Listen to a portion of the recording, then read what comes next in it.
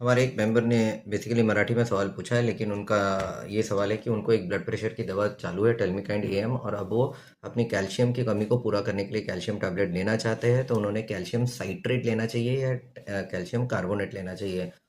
तो अगेन, जैसा कि मैं पहले भी बता चुका हूँ कि इस प्लेटफॉर्म पे मैं कोई पर्सनलाइज एडवाइस नहीं दे सकता हूँ, और इसलिए आपने पहली बात तो कैल्शियम लेना चाहिए या नहीं, और दूसरी बात लेना चाहिए तो आपके लिए क्या स्पेसिफिक फॉर्म सही रहेगा, प्लीज़ आपके डॉक्टर से पर्सनली मिलिए, उनसे जान लीजिए, और वो जैसा एडवाइस करते हैं वैसा करिए। जो मैं अभी आपको जानकारी देने वाला हूँ, ये हमारे ग्रुप मेंबर्स के लिए एक जनरल इन्फॉर्मेशन है, जो ओवरऑल इस पर्टिकुलर विषय के बारे में आपके नॉलेज को इम्प्रूव करेगा।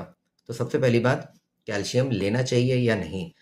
हमने कभी भी ब्लाइंडली कैल्शियम ही नहीं, किसी भी तरह की दूसरी दवाइयाँ खुद से लेना नहीं चाहिए। हमेशा आपके जो भी डॉक्टर हैं उनको जाके मिलिए, देखिए कि आपको सच में उस दवा की ज़रूरत है भी या नहीं।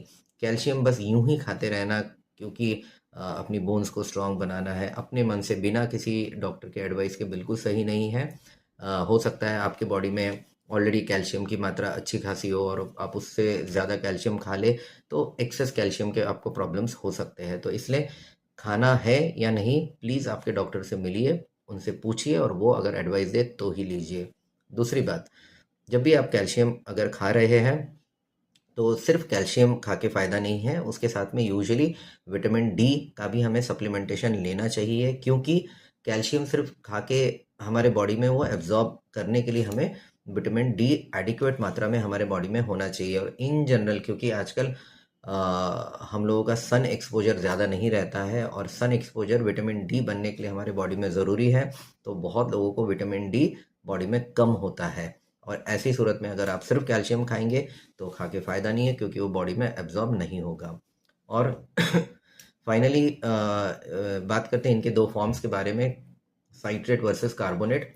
इन जनरल जो एब्जॉर्प्शन होता है, जो पेट से रिलेटेड साइड इफ़ेक्ट जैसे कॉन्स्टिपेशन हो गया, इस तरह के जो प्रॉब्लम्स है, ये साइट्रेट में कम रहते हैं, बेटर एब्जॉर्ब होता है, कॉन्स्टिपेशन नहीं होता है।